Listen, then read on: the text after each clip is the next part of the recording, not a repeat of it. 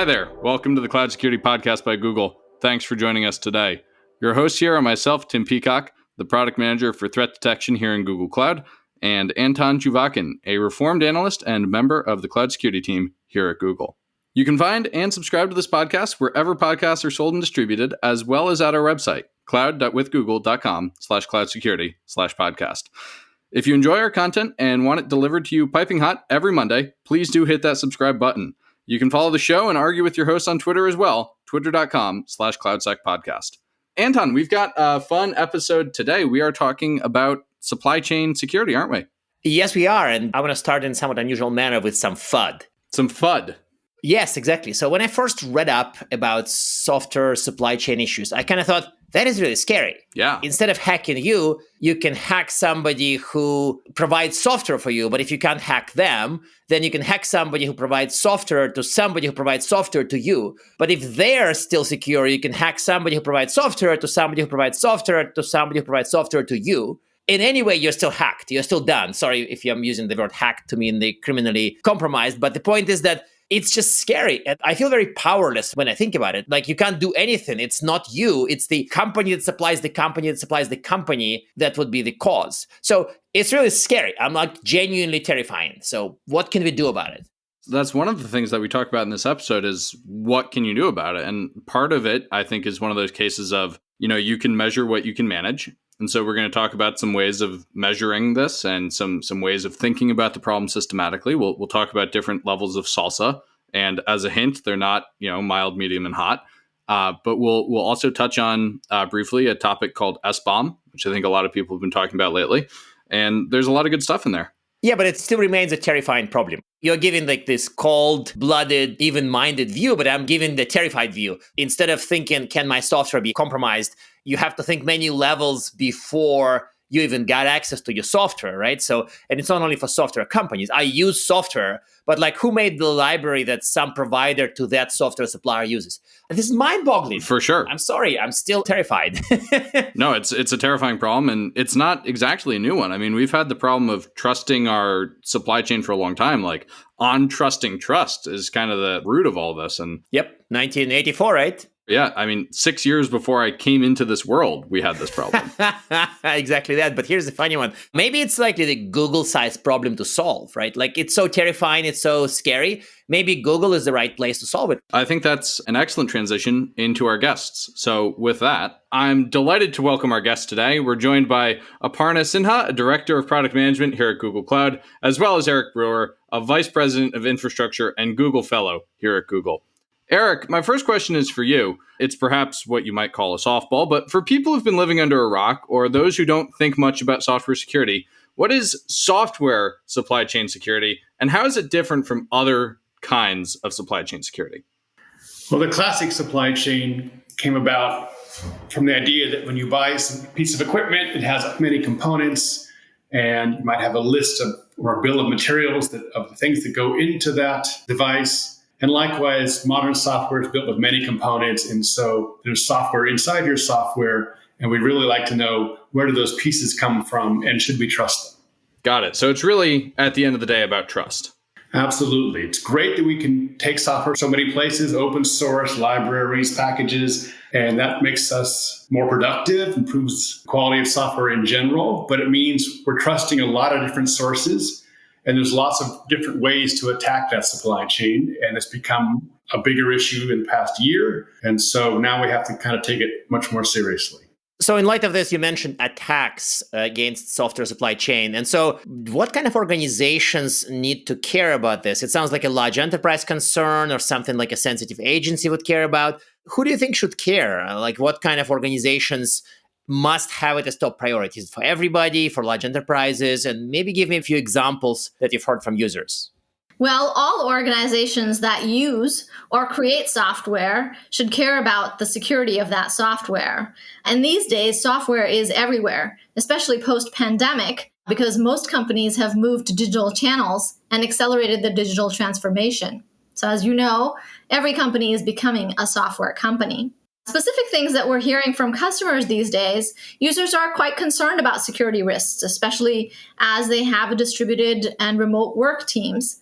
and they're moving to online channels. We're especially seeing in the public sector a very strong stance about making secure software supply chain a matter of national security. We're also seeing state and local governments moving very quickly and looking for standards and guidelines to use as security blueprints. Overall, we're seeing security budgets grow in financial services as well as large enterprises everywhere, and just strong interest in automation and DevOps and managed services to lock down the security concerns.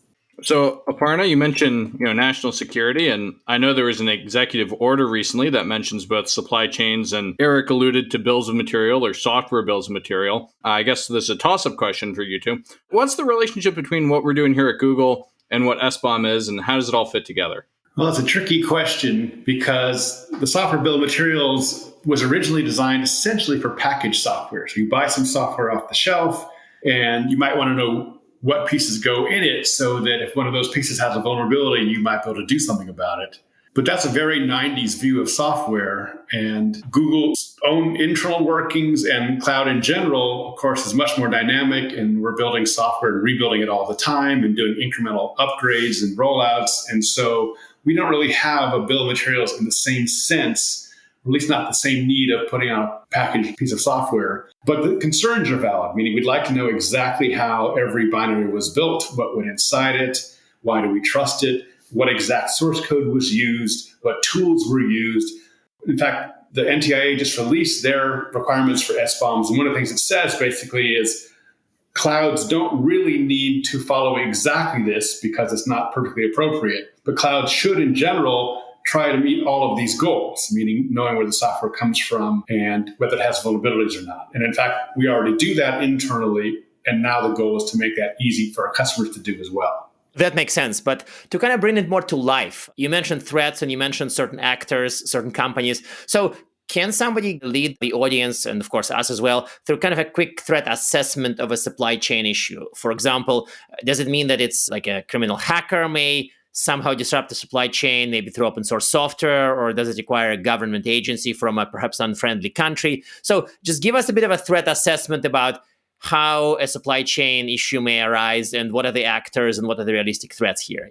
The one that got the most attention originally was SolarWinds, but there was another one right after that called CodeCov, which was an open source attack involving GitHub, among others. And that one's more interesting. I'll get to that in a minute. But there's also some of the recent ransomware attacks have also used supply chain attacks as part of their attacks. So it's interesting to see that the criminal actors are now copying some of the techniques originally used by nation states, Russia in particular. And so this is a pretty big threat model for anyone that's at risk of ransomware, in addition to anyone that a nation state might like to attack.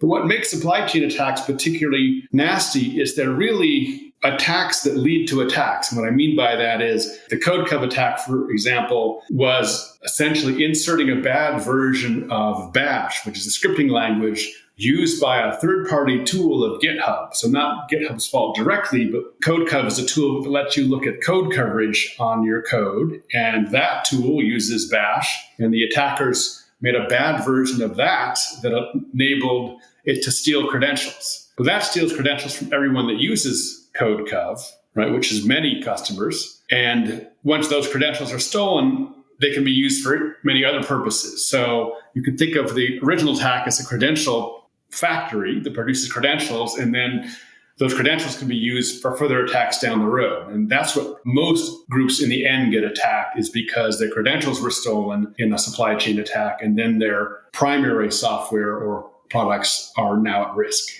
These are seemingly quite different attacks, and they all involve some degree of amplification through distribution or an upstream compromise. How do you know a supply chain attack when you see it? And how do you not end up with everything becoming a supply chain attack? I'm struggling with a crisp definition here. I kind of think it has this two-stage aspect that's pretty fundamental. Where the first stage is something in the supply chain, typically to either insert an attack point or to steal a credential. And I think of that as kind of as a malware factory because it produces continuously, essentially, as long as it's operating. And then afterwards, you can use those attacks, those credentials you got, to do second stage attacks. And that's exactly what happened with both SolarWinds and CodeCov, where the first attack is attacking SolarWinds, and then SolarWinds, because it's used inside enterprise networks, was able to do further attacks from there. Got it. So maybe to make things more concrete, Aparna, how is Google solving these problems internally? And do you think we're succeeding at solving these problems internally? Well, Google has had a very strong approach towards software supply chain security. And in fact, we've had mechanisms in place for the last 8 years or more that secure our own software supply chain. And there are several practices, including code review, extensive code review, generation and storage and checking of provenance, which is what's the origin and what's the chain of trust of all software, as well as policy enforcement, are three big pillars of our supply chain security capability that we use internally. And of course, all of that is backed up by a secure infrastructure, a secure networking, and secure operations, et cetera, as well. But the software supply chain internally that our developers used is secured through these three mechanisms primarily. And I do think that it has been successful, proving to be a source of some of these external standards discussions that Eric is leading. So in addition to the standards, has it turned into, say, tooling in Google Cloud or other things that we've released to the community? Do we have a great user story of how somebody switched over to this and foiled the adversaries? Very much so. Yeah, I would say that there are some pillars of our product capability that have emerged from our internal experience. Our binary authorization capability, our build system, and of course, the way that we build all of our managed services is heavily utilizing the experience and the internal capabilities that we have built. We talk about the SALSA framework. That's an emerging standard. Our cloud build system provides the kinds of provenance that are required for SALSA level 1. Our binary authorization service is very much parallel to the kinds of policy enforcement capabilities that we use internally, which is that we generate attestations at various points in the supply chain, and then we check them and either enforce or alert based on those policies using binary authorization. In terms of customers that have benefited, I think, yes, many customers have benefited. With security, it's the avoidance of problems. And so there isn't a big story about the avoidance of problems that I would share. But there have been several security vulnerabilities that Google has simply protected its customers from. To play a bit of a devil's advocate on the same topic, we can certainly tool up and build tools and build frameworks, but our customers who may use open source tools, are they expected to approach open source as inherently suspicious then? Like, how would you not become too paranoid about all the libraries, all the software you use? Like, sorry for taking a bit of a curveball direction, but like, what's a normal company to do? What's a small bank to do?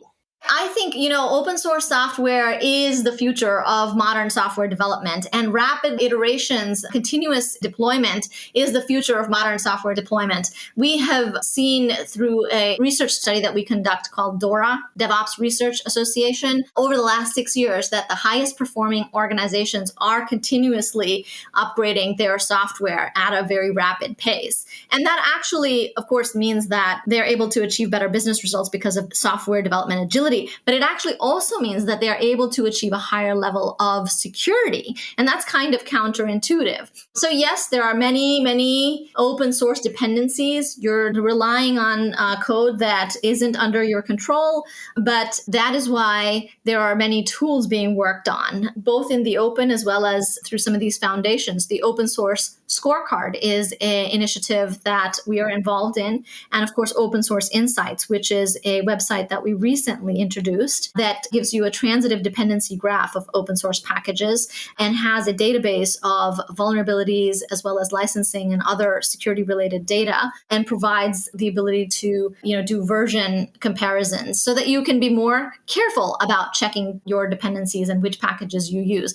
And that, in conjunction with the open source scorecards, gives you a better mechanism for deciding. But there are a whole host of other things that we're doing. For example, in the Go language with fuzzing, as well as shifting left on the scanning process, we're providing developers the ability to essentially find these vulnerabilities, identify which ones are important, and mitigate the risk earlier in the development process. So it sounds like Google made it easier even for normal people, for non-Google type companies, to get some of the benefits of software supply chain security without doing all of the work we've done. So we have frameworks, we build tools, we build visualizations for them to track stuff. So basically they can be directionally almost as secure as we are, despite not spending all this money and time, right? That is certainly our effort. That is certainly what we're trying to do. We have certain learnings, and it's clear that many other companies can benefit from them. We have introduced certain products and services. I would say that it's a process and it's a journey, and we have much more work ahead of us. I would just add that in the long term, because it's a very complicated problem, most companies probably should not try to solve it directly themselves, meaning that if you're doing your own builds on your laptop using whatever repositories that are on the internet to get your source code, that's just not going to be a secure process. And so what that really ends up meaning is you'll have to have trusted repositories of source code, probably managed by someone else. Google will certainly be a candidate for that. You'll want to have a build process that is secure and trusted. That's what we do internally, especially for production workloads. And you want to have some way to get notified of vulnerabilities that are discovered. So there's a bunch of pieces here that are coming together. But I think my main message is that most companies should not directly try to solve these things themselves. It's actually quite difficult to do well, even for a big player like Google, and therefore working together with our customers is going to, in the end, be the right solution. I've definitely seen cases where this is hard even for us to get right. Perhaps another softball question, maybe it's just, striking me because it's mid-afternoon and I'm hungry, but you mentioned Salsa. What is Salsa? Salsa is a proposed framework for how to deliver invariants about how things were built and why you should trust the inputs in the code and the build process.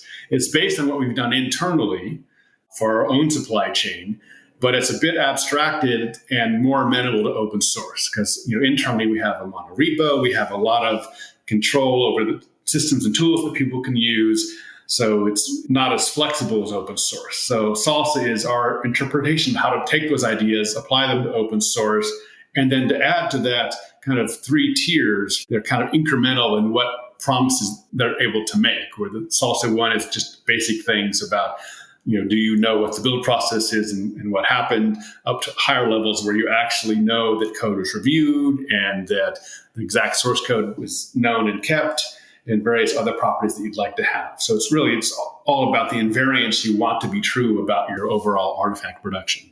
I got it. And so you said that it has levels 1, 2, and 3, not mild, medium, and hot.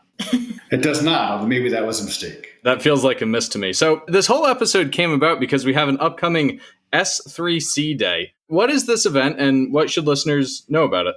This is a great event. Eric and several of the folks on the Google security team have been working on standards that we're developing with open source foundations, as well as working with the government agencies. We wanted to have an event that features a awesome panel chat with Eric Brewer, Phil Venables, our Chief Security Officer, as well as one of our amazing customers, which is Shopify, to talk about what some of these emerging trends are and the thought leadership around this area. So that's the first part of the security event.